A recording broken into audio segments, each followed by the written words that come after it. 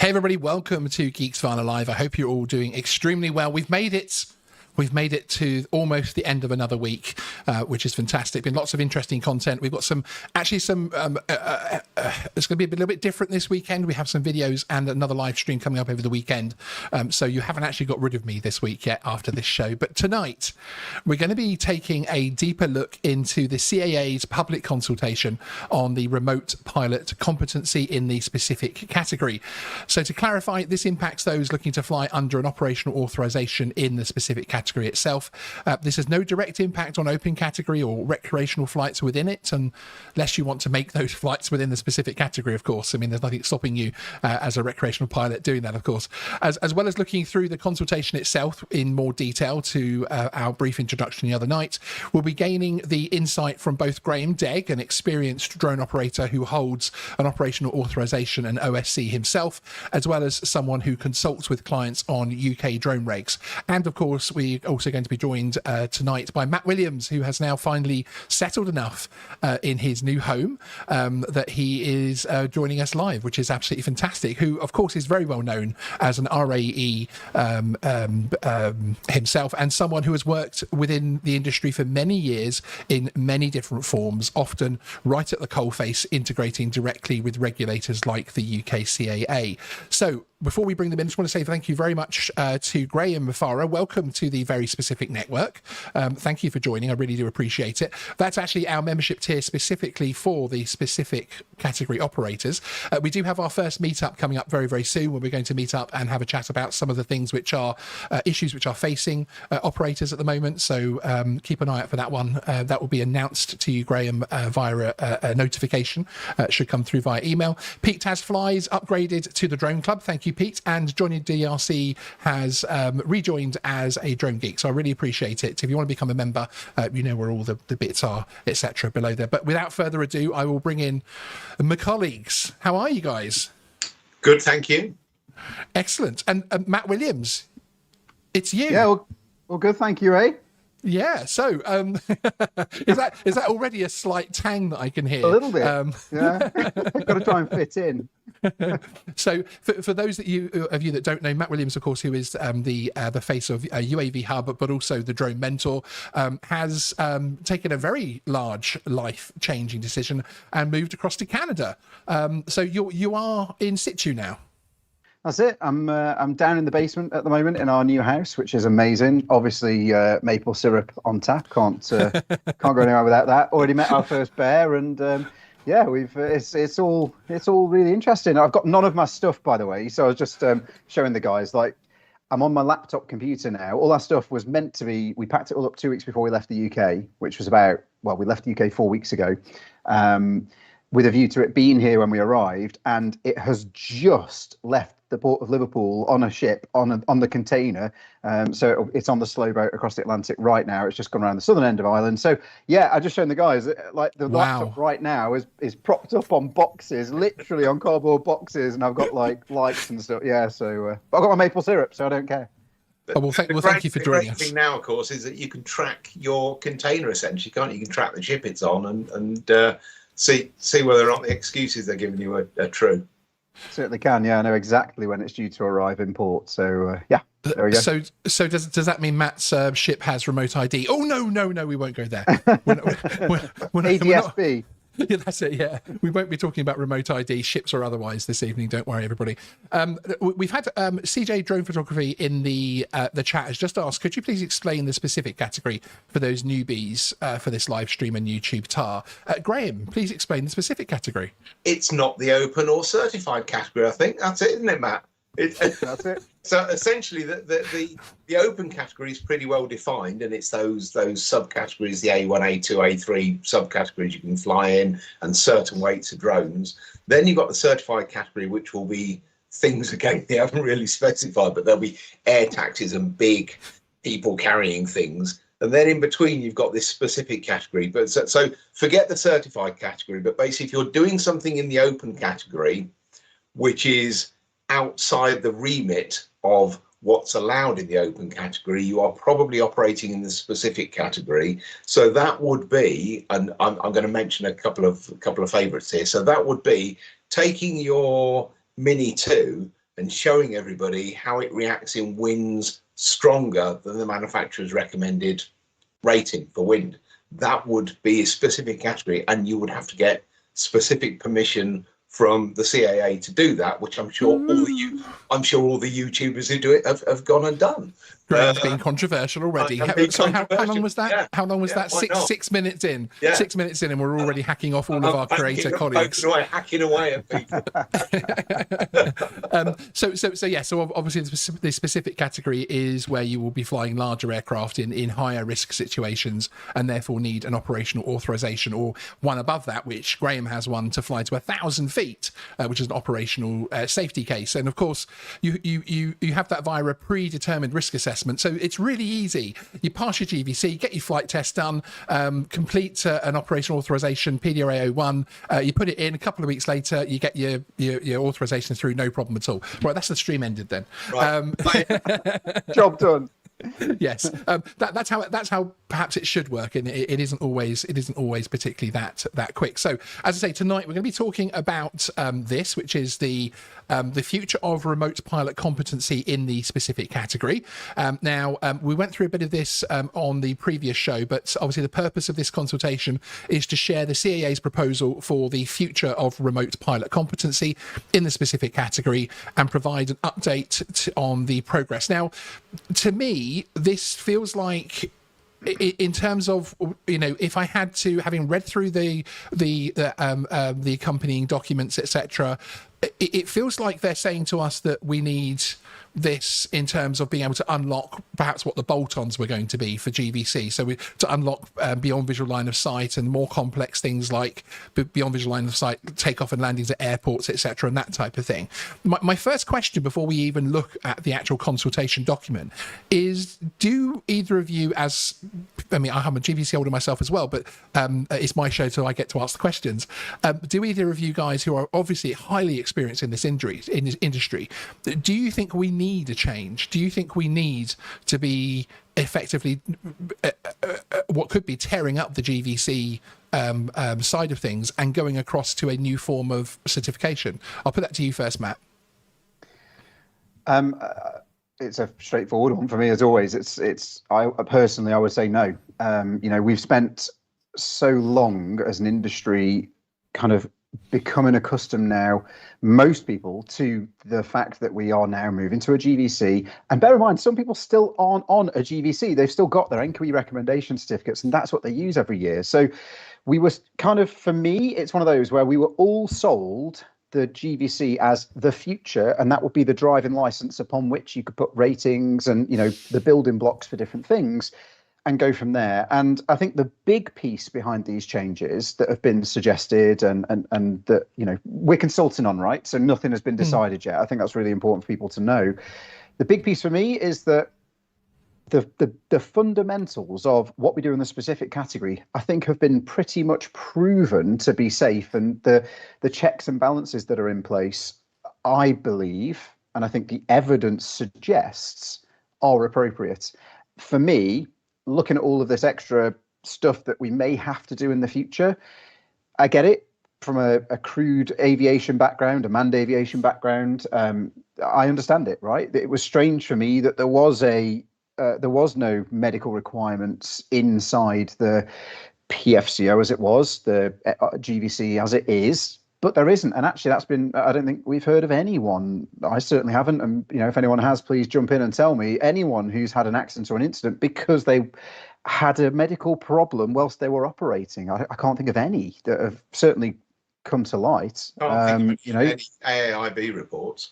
No, I can't think of a single press release based on that. So the big question then is, for me, the level of oversight and detail that has been brought in potentially from the questions that we're seeing being asked in this document, for me, are exactly where they should sit for the certified category. That's the reason we have the open, the specific, and the certified. Open was always sold to us as the fly far away from people, low risk, up to 25 kilos, but a long way away from people. You're not going to hurt or, heaven forbid, kill anybody. Specific, yes, you've got to do a bit more risk assessment now. Well, obviously, inside PDRA 01, if that's how you're operating, it's done for you to a major degree.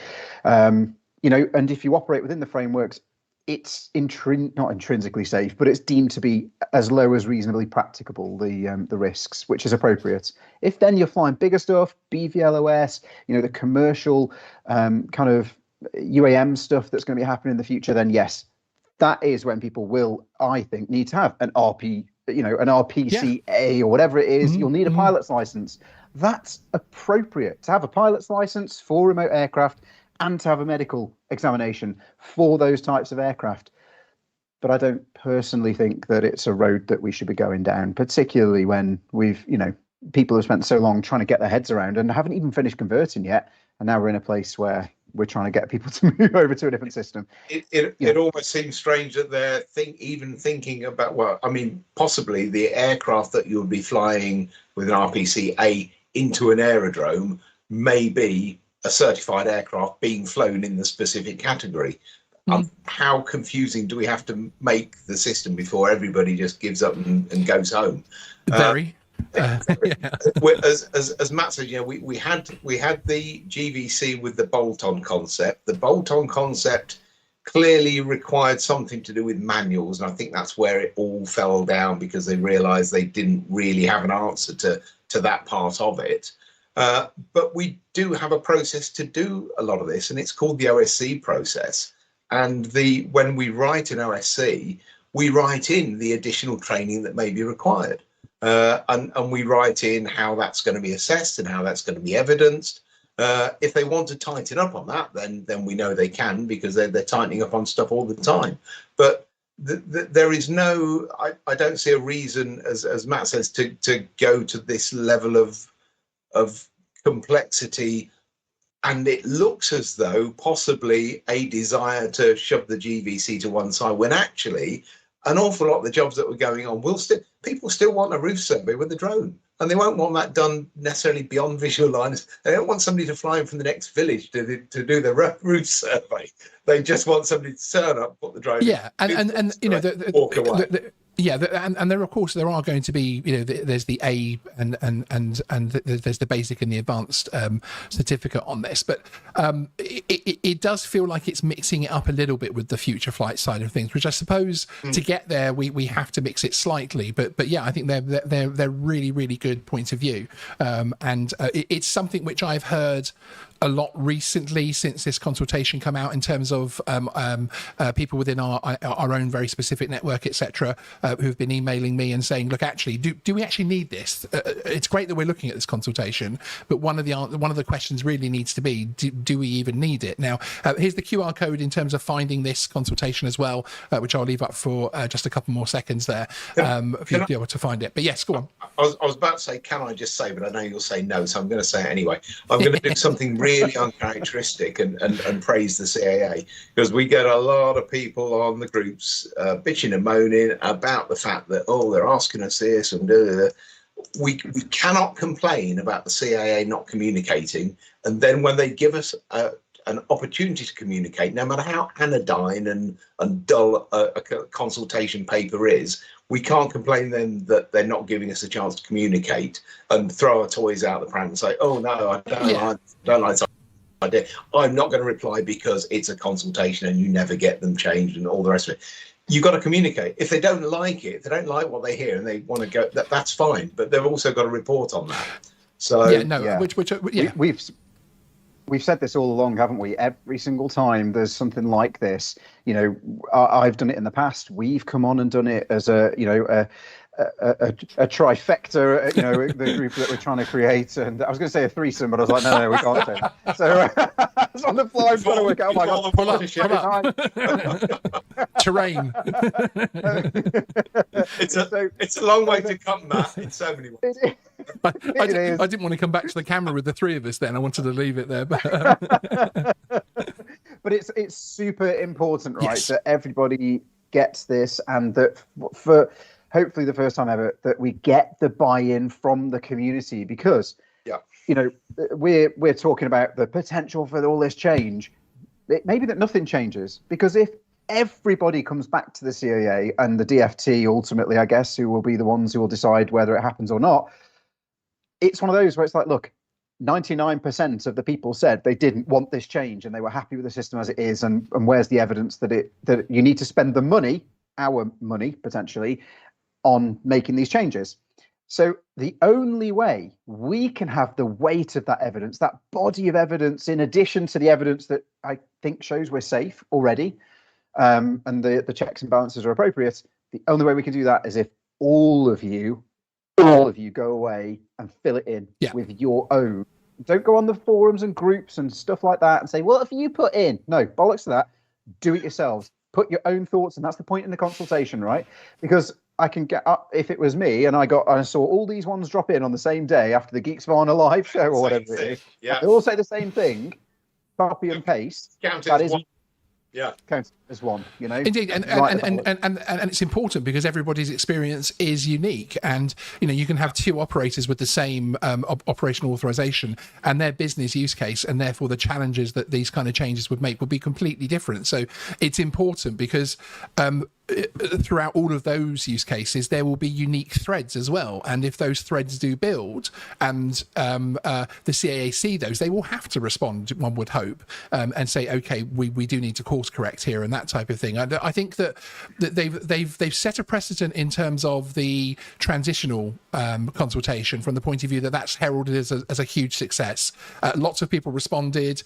They were very happy to give a lot of details about how people responded, and then showed how those responses impacted in their final recommendations to government. Unfortunately, it ended up getting us the C labels dropped from the UK, but hey, you know, that's all part of the fun and games. But now they've shown us that precedent in terms of how they can handle a consultation and also be open about the consultation after the fact as well. I think we're going to demand that as an industry now as well, from the point of view that we want to know, you know, why these decisions are being made and how the input is there. So for that to happen, as Matt's saying, we need lots of people to go ahead and not necessarily just specific category operators. No, so not just PDRA one holders. If you've got an A2 CFC and you see yourself doing business and that business developing, you've got to think, what's my next step? And just looking at the costs of that, a GVC can be had for a few £100s. A GVC with a whole bunch of specific flight training, which you've sort of, you know, you built some flight experience, flight hours up anyway.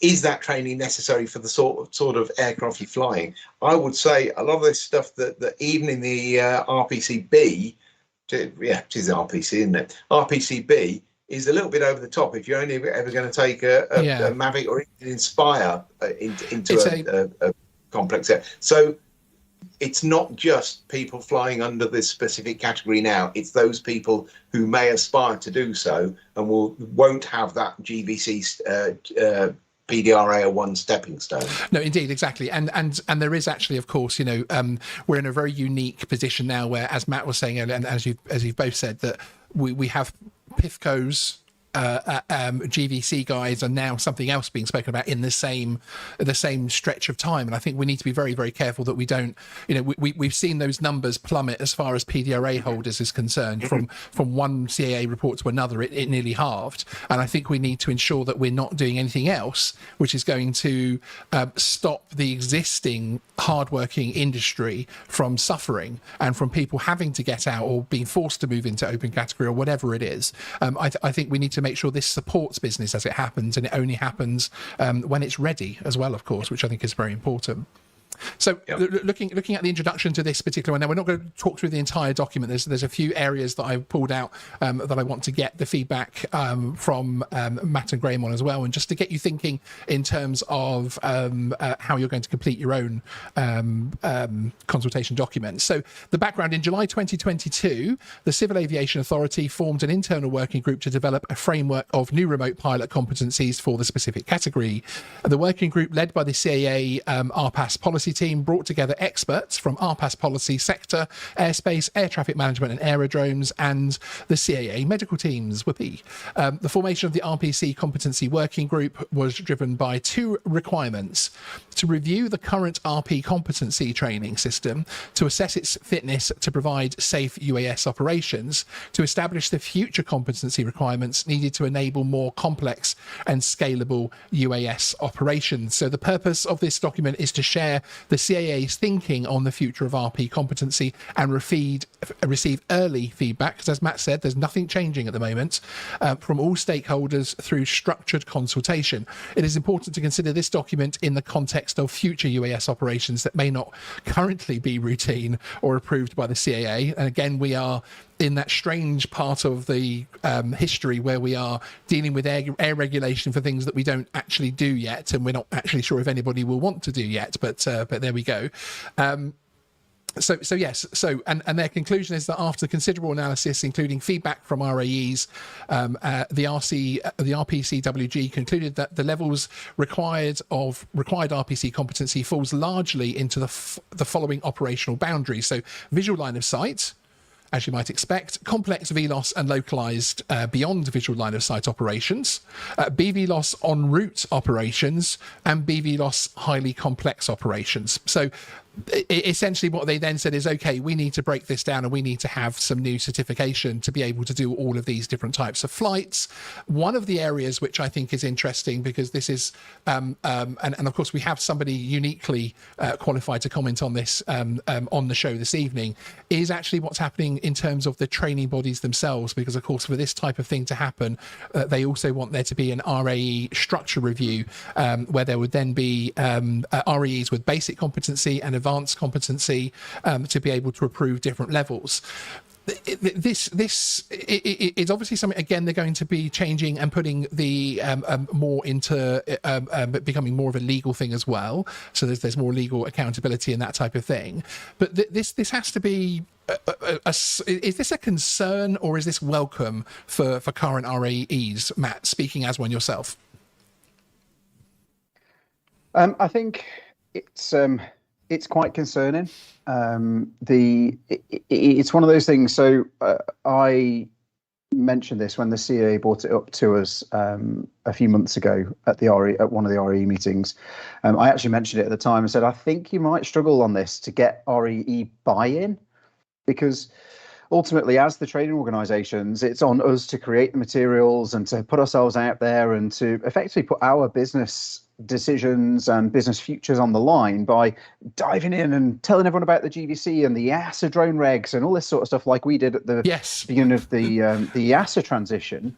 And we taught everyone about that and CE labels and all this sort of stuff. You know, we did so much work to get that messaging across.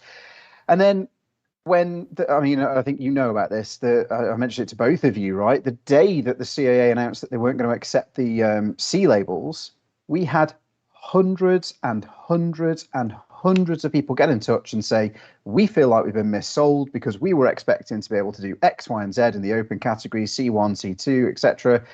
We want our money back because it isn't what, and we were like, no, we are just doing what the regulations say and what the regulator allow us to do and what we're authorized to do, and we're doing our best to teach you what the regulations are. And and we got a lot of people saying, oh, the teaching you're doing's out of date, blah blah blah. And I'm like, no, it is bang up to date to the latest regulations. It's the regulations that are actually behind or at some stages ahead of where they should be. So for me, it's one of those things that, I mentioned it to the CAA at the time when they said to us, this is potentially coming. And I said, I think you're going to struggle to get buy-in from RAEs because, for us to create an entirely new training package, particularly at the level that they're looking for some of these things, and yes, if they're going to bring in these new regulations, particularly I think we DTO or ATO. Oh, sorry, we lost you for half a second there. You're back now.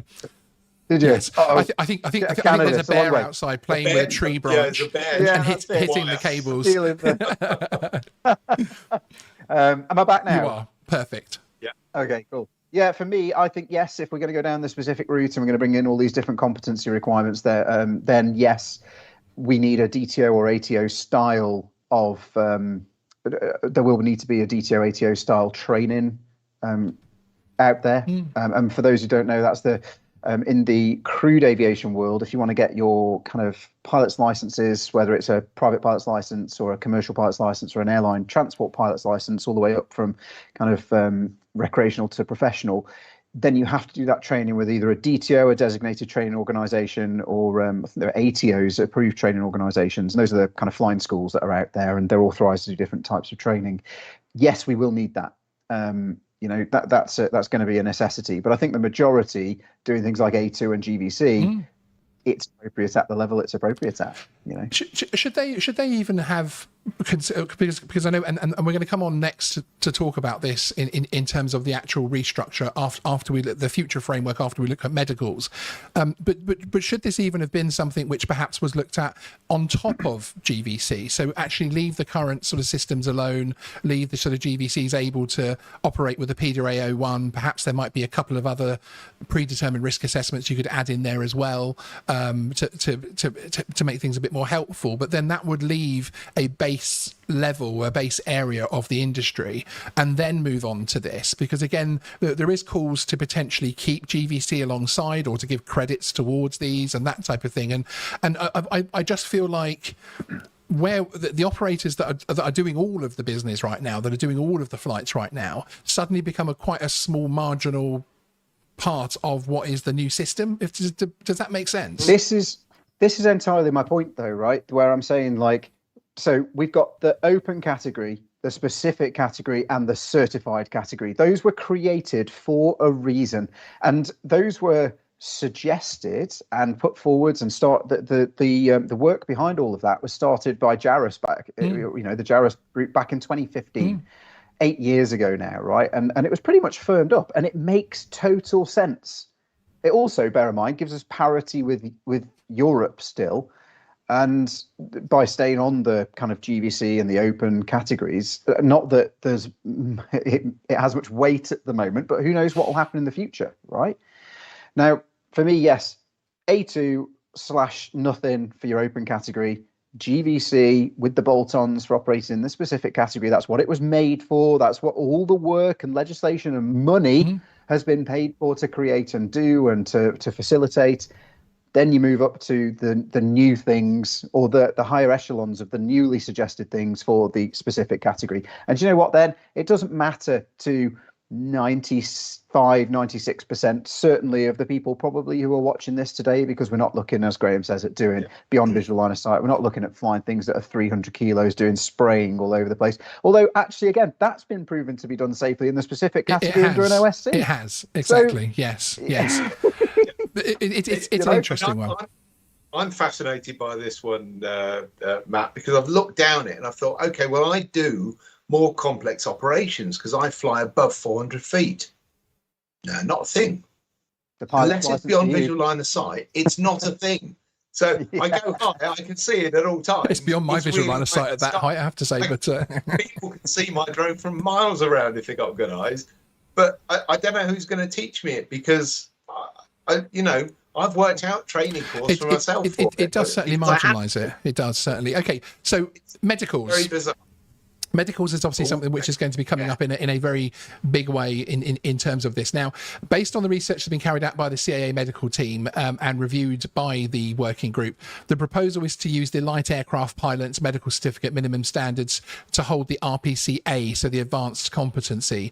The RPC-B will not require a formal certificate and will continue to use the normal fitness to fly methodology.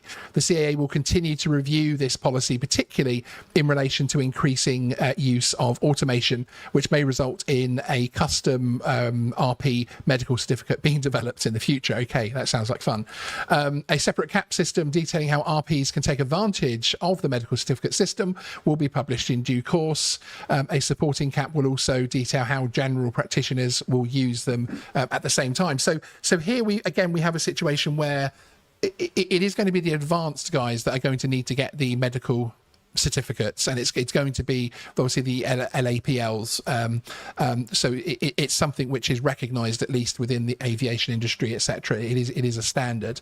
But the RPCBs, so the guys who are, I suppose, the usual sort of operational authorised flyers that we have now, those operators still won't need a formal medical, which I suppose makes sense, doesn't it, from the point of view that it's stepping it up. And actually, if you are flying amongst manned aviation and taking off and landing from airports, that actually your medical capabilities, your medical assessment should be on par with the other pilots using the airport. So I can see it from the advanced point of view.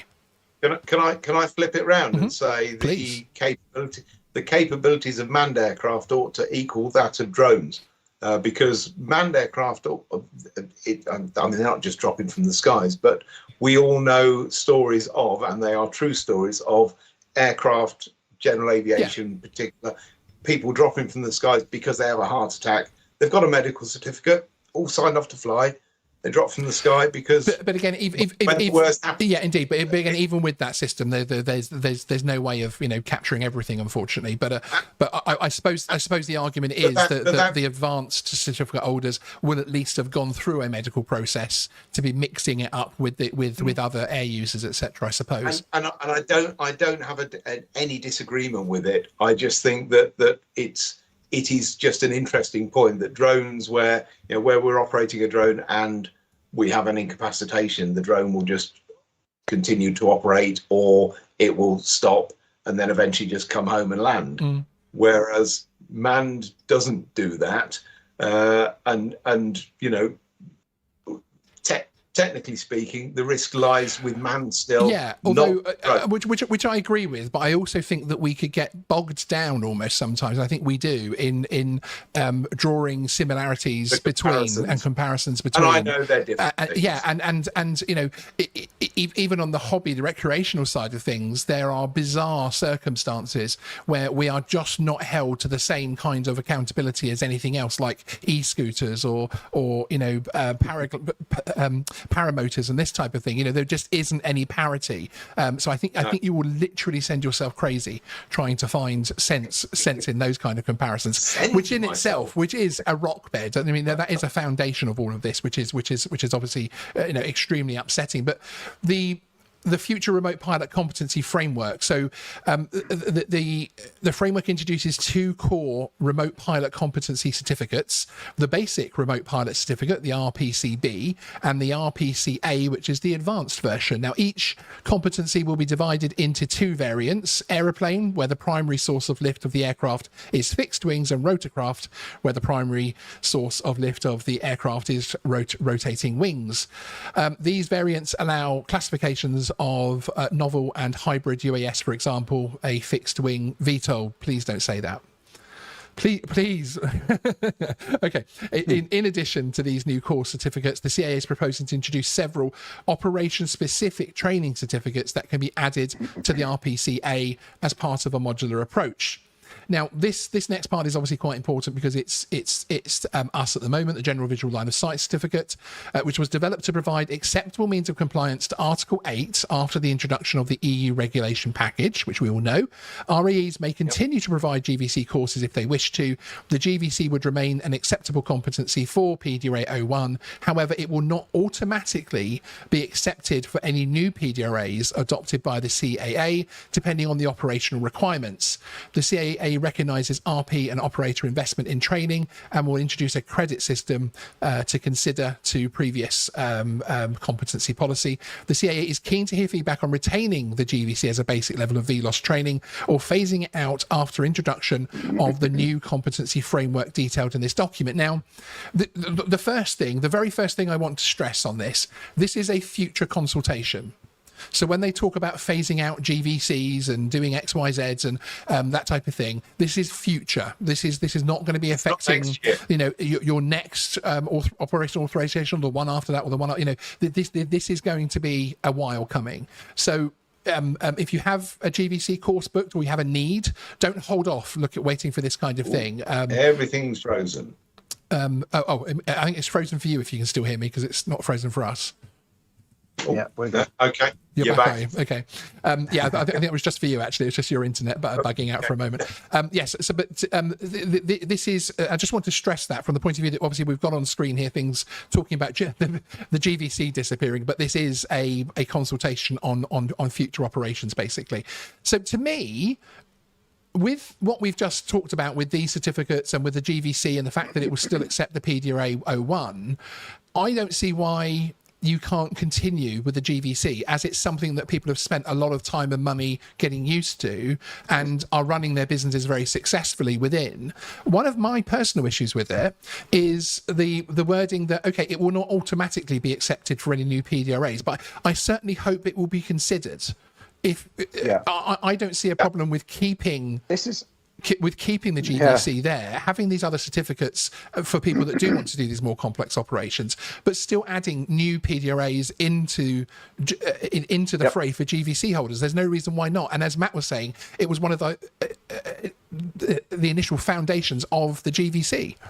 Bolt-ons, yeah. Here's the thing, right? So here's the thing, and this is the super important part of the whole GVC concept as it was meant to be. And I don't know whether, and again, me speaking personally, potentially out of turn, but I don't know whether it's whoever is looking at this future policy maybe not understanding the historical nature of how we got to the GVC and the changes to the rules and regulations that came in and brought in through the EASA package. The point behind that was that it was meant to be the driving license, right? And if you're in the UK, you'll have your driving license photo card, right, as it is now.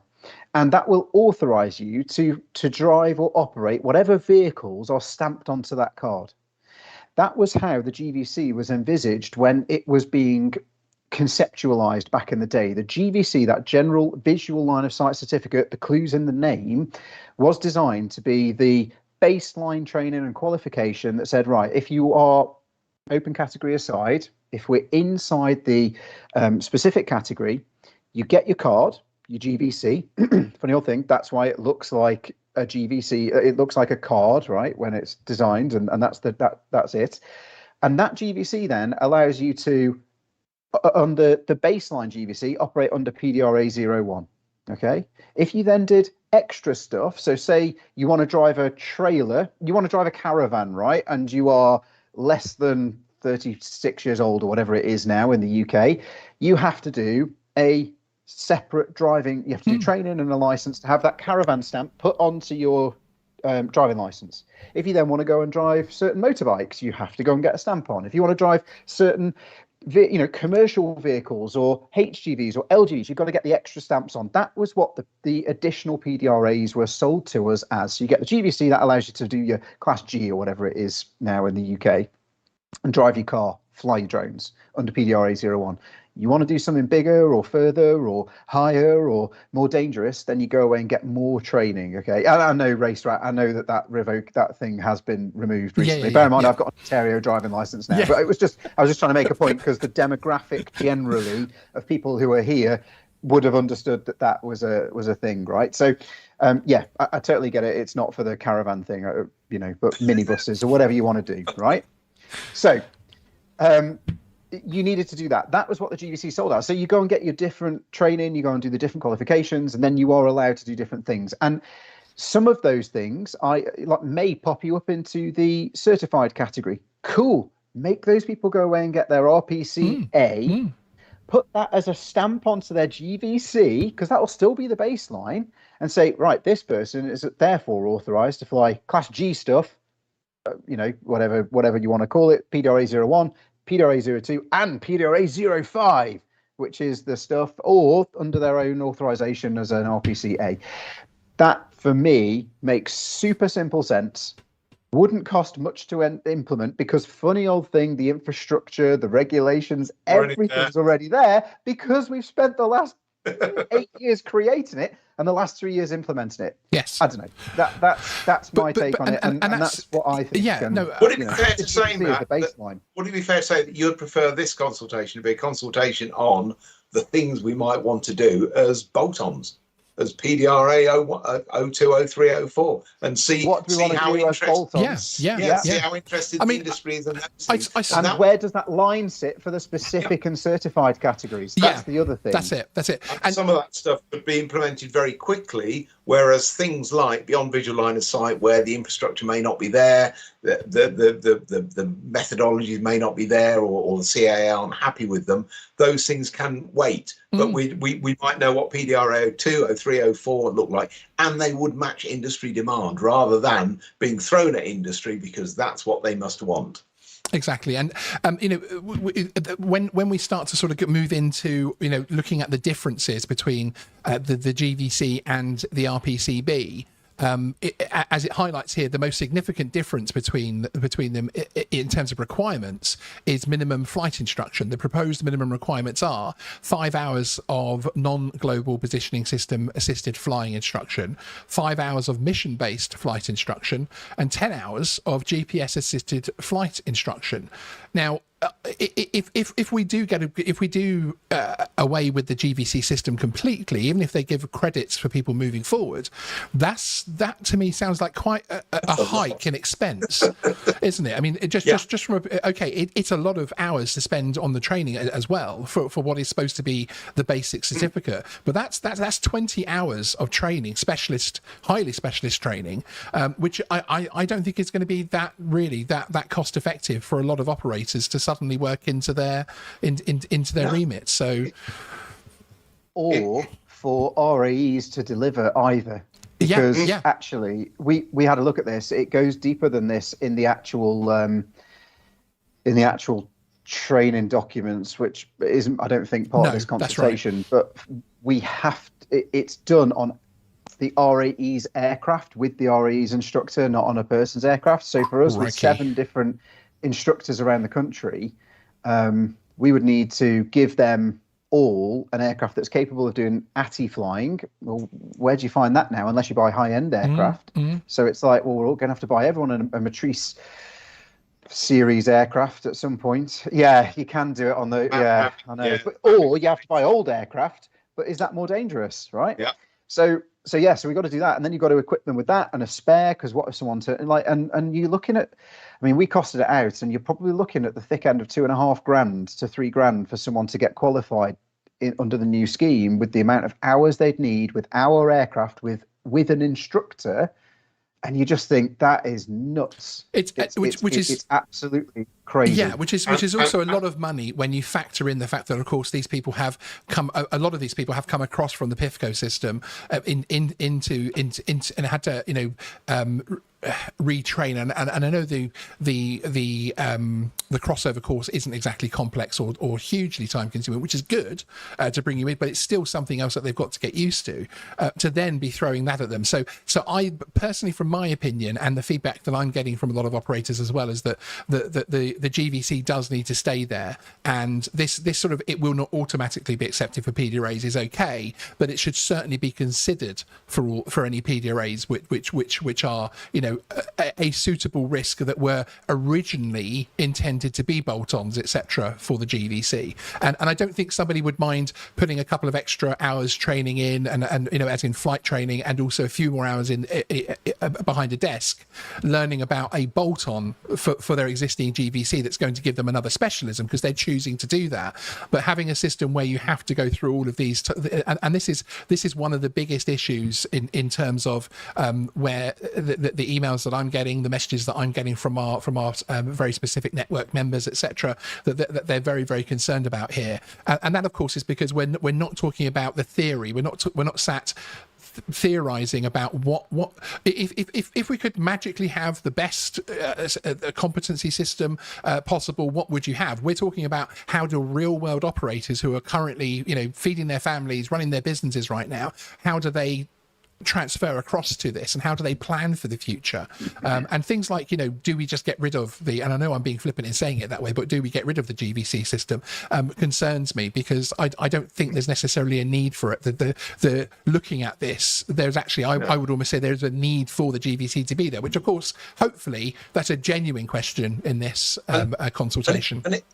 And it may be that for some reason they don't think the GVC is severe enough, safe enough, hard enough, whatever it may be. And there's suggestions you can work out around that. And perhaps you want to say, okay, yeah, you must do an hour's flight training with an RAE person, so that you understand what the bad habits you've got are and you can work them out. Whatever it may be. Yeah. If you want to strengthen that a little bit, do that. But don't throw the baby away with the bathwater. No, and I just hope it isn't just a case of we want something unique to the UK because we're Brexit, we're now outside, we can do it, so let's do it, when actually there is already a system there which has had countless amounts of research put into it that works, that, as Matt was alluding to earlier, we still have the opportunity in the future to say, actually, EASA, we will recognise your certificates and you'll recognise ours, and then there'd be an explosion in terms of the work that our guys could carry out from this country, which of course they always have done, and they are at the moment. They're having to go through very complex systems and having to take their certification overseas, etc. But it feels like there's a lot more option there. Perhaps I'm a dinosaur. I don't know. Perhaps that. Now we are going to be having another live stream, which is going to be specifically for our very specific network regarding this, where we're going to go into a very deep dive on the document, as I'm aware some of our wider audience won't necessarily want to see right now. But the other topic I wanted to speak to about this, and this speaks to the situation that we have with the CAA at the moment, and I mean in real terms, so we're not talking about public consultation, that type of thing. If we're going to be implementing these kind of systems, which are going to be far more complex in terms of getting that person from A to Z and up flying as a business, we surely also need to start seeing a more robust system within the CAA of actually reviewing and approving operational authorizations, etc. From the point of view that, even with the simple system we have right now, fairly simple system of GVC and OA, there's so many people across social media that have constant complaints about not hearing for weeks and getting bizarre things and an inconsistency in inquiries being brought up and that type of thing. So as well as a consultation on this, we surely need a consultation on actually how the CAA operate in the specific category themselves, don't we? Yes. And moving on. Well, yeah. Did you really want to start us off? Well, that is the idea of the question. You go first. Yeah, I mean, that's something that we've been asking for and talking about and calling for a very long time. It's been since the very beginning. We've said, please tell us the matrix that you use, the process you go through to assess certain things. Why is it not available to the public? Because it's a kind of publicly funded thing, or privately funded, publicly backed thing. We should, in terms of transparency, we have to show you everything. So why can't we see everything? And I get that you can't give all of the pink away, as we used to call it in aviation. You can't give you can't give people the answer to the exam or whatever it is. But it's not about that. It's about, well, if there are problems, why are we not being open and honest and transparent and fixing those, or allowing people to say, right, what are the issues? What are the issues across the community, not just from a small section, although people who are vocal enough to complain, or people like me who will go out of their way to write a video and take the PCA through the complaints process. But I don't think it's something we're ever going to get to, if I'm honest. I mean, I don't know anyone who hasn't seen. I put in, based on the CAP 722H, which still hasn't been re-released to us, by the way, and that is the cornerstone, ultimately, below the legislation. It's the cornerstone of everything we're meant to understand as operators in terms of operating under the permissions. That we particularly vocally on this, in this group here, this threesome, as it were, were very vocal about it. He's gone there again. It's getting later now. It's getting closer. It is. You're allowed. We were very vocal about it, and I was as well. I did a big video about it where it's like, I do not know what's going on, and we still haven't had that document, as far as I'm aware. I've not seen anything. No. Which is really disappointing, right? So 7-month anniversary today. There you go. I knew you'd know. And that's crazy, right? Because if that was us, we would be in big trouble. And that's one of the things. Absolutely. To me, I don't want to sound like we're being, all three of us support the CAA. because if we didn't, there's an awful lot more that we could say or do, and we could be the UK and Canadian ex-jets, and we could be completely trying to tear these people down the entire time. So we're not trying to be populist in saying grrr regulators.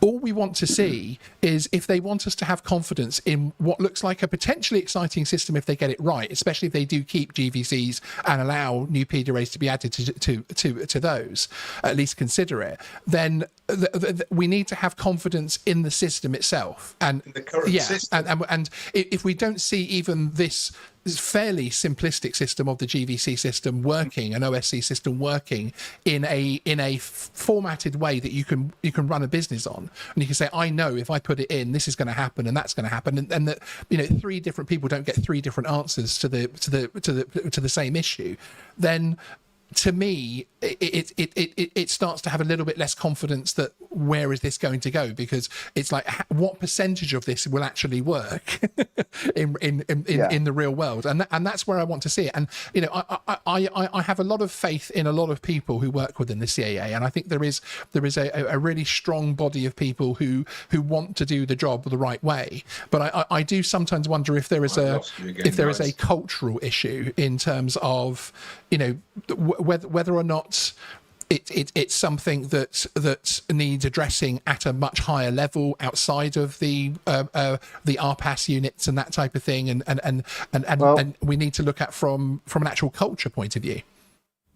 But that's it, right? And it is a cultural thing. That is fundamentally what it is. Like and again, a lot of you hopefully here will know, I made a complaint to the CAA back in November of 2022, so November last year, nearly a year ago now, in the grand scheme of things, and I said, look, these changes that you are proposing, the lack of communications, the lack of the uncertainty amongst the community as to the direction and what you're trying to get people to do, and the goalposts and hoops you're asking us all to jump through all the time changing, is actually making things unsafe now, because people are just saying, do you know what, we're not interested anymore. I'm not going to stick to the rules. I'm not going to listen to the regulations. I'm just going to do my thing. And when someone does catch me, I'll get a good lawyer and they will get me out of trouble, right? And actually, we all, certainly those of us here, when that came out and people started saying that, we were like, actually, yeah, that kind of is the way forward. And I sold this to the CAA, and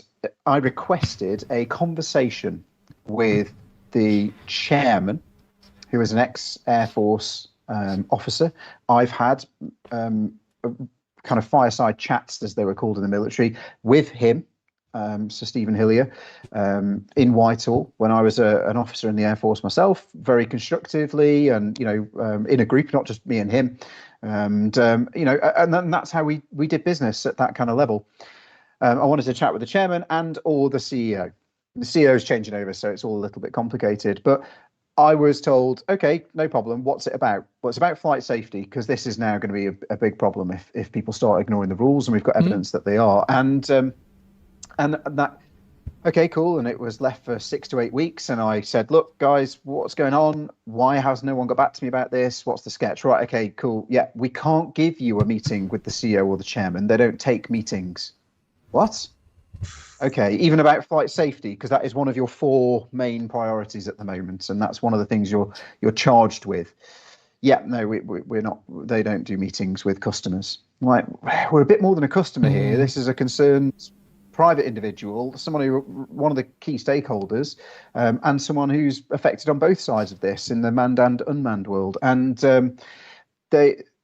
eventually I had to put in a formal complaint and start the process. That formal complaint got to the point where they said, no, we're not going to give you a meeting. And I was like, okay, cool. I'm not coming to complain or bitch and moan. It's constructive.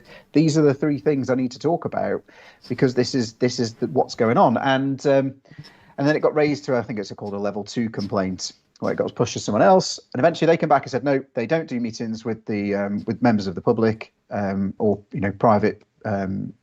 I can't remember what the exact wording was right now. I've not got it in front of me, so I'm not going to quote it, but you get the gist of it. It was, no, we don't do meetings.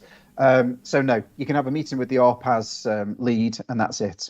I'm like, are you trying to, this is deliberate stonewalling. You, for some reason, don't want us to get through to them. And actually, weirdly, the same day that I got that reply, there was a meeting that was put on the national press of Sir Stephen Hillier and the CEO of the CAA at, I think it was Southampton Airport. They were holding their board meeting there and doing loads of press and meeting the airport and talking about how the air travel has gone down, but they're trying to bring it back because Flybe, leaving Southampton, well, going bankrupt and leaving Southampton Airport. And I was like, hang on, you've just told me that you don't meet with. So, yeah, it does need to be raised to a higher level. You're right. And my opinion, but yeah, we are being, I think, stonewalled. Yeah, we're having a similar issue in the OSC community. The OSC community is very small. You could fit us all in one decent-sized room, I think. But nobody wants to talk to us about the very processes for which we have ideas for making them more efficient, but which at the moment are meaning that, well, my renewal was a straight renewal and it took 90 days before they looked at it, and then 45 days from my first response, which took me 4 days. So it's actually costing them because they're having to sort of admit their inefficiency by extending the permissions. And all of that could have been stopped with good communication up front, but they did not want to communicate and still don't want to communicate. I think as well, it's concerning when you get responses like that back, and I understand they have to have systems and processes and things in place, but I wouldn't necessarily see an RAE as a member of the public, and this is an approved appointed person, a partner essentially of the CAA is how I see RAEs. So actually, I think that, as you say, as someone from that professional community raising, I think an operator should be able to speak to people, but an RAE raising it and saying, actually, I'd just like to sit down and talk to you because this is a concern. I think it's a problem that message doesn't get across to the right people, because surely you would hope the right people would want to act on that. Simon Stickland, one of our members of the Very Specific Network, good to see you in the chat there. He said the CAA are beginning to sound like MPs that can't stop messing up our education system just so it looks like they're doing something. However, at least this is a supposed consultation. And that's really where I would finish this show, from the point of view of, again, please, every stakeholder out there that cares about drones in any way, shape or form, get submitting.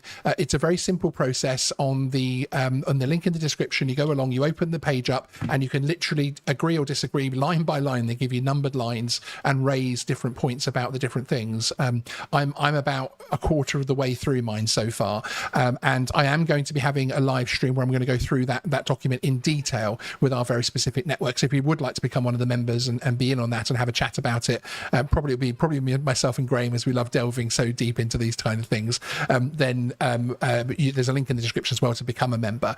As well, the over 100 people that have stayed with us all evening, which I really appreciate, thank you. It shows, again, I was told when I started this channel, you need young hot ladies and entertaining stuff. People don't want to talk about the serious stuff and the deeper dives. You've got Matt and I. Come on. Yes, I know. Instead, I've gone for the very pretty gentleman. But actually, it shows with the numbers that we get on this channel, it shows that actually people do want to have these serious debates and discussions, which is fantastic, because for me, it is the industry and the hobby starting to take account, especially in this country. But do get submitting and do speak out about how you feel. Yes, we've expressed our views. You can agree with some of those or disagree with some of those, but get your views across, though. I'd really appreciate it. But on your way out, if you could hit the like button as well. You can find out more about these two guys via links in the description as well. Graham and Matt's links for there. Yeah, obviously we'll see you again over the weekend. I've got a couple of videos which are releasing and at least one live stream with an exciting update that's happening on Drone Assist, which I'm very excited to bring you exclusively here on Geeksvana. And yes, but Graham, thank you for joining us. I really appreciate it. Thank you. Thank you, and thank you everybody out there. And Matt, thank you for at least breaking your cherry in terms of YouTube live streams, because of course you've been streaming to your Drone Mentor Academy, haven't you, already? I have, yeah. So we had a similar setup on cardboard boxes on Monday night to go live to the Drone Mentor Academy. So yeah, we did that, and it's all good. dronementor.com. Yeah, and there's a link to that in the description below.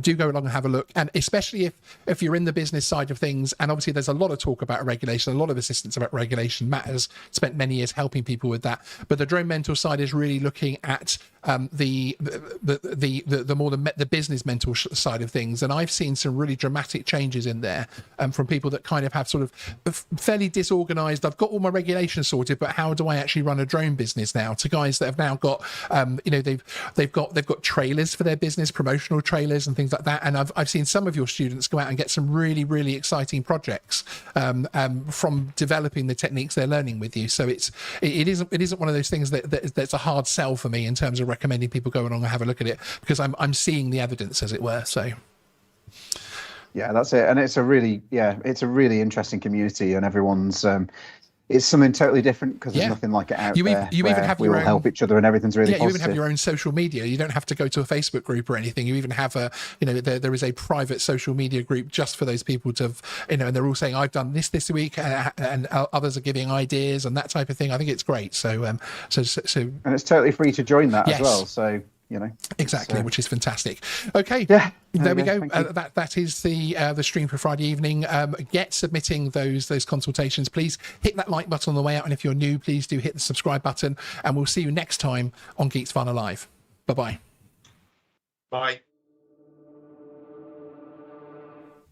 Hang on. We've got to come back. We've got to come back. We got the. Is this one of these where I've fallen off my chair? No. We got the salute, but it's been a while, so I think I need to put it on Matt, and I think we need the full salute and the blue skies before we go. Nice. Thanks for joining us, everyone. Have a great weekend. Fly safe. Blue skies. That's so satisfying.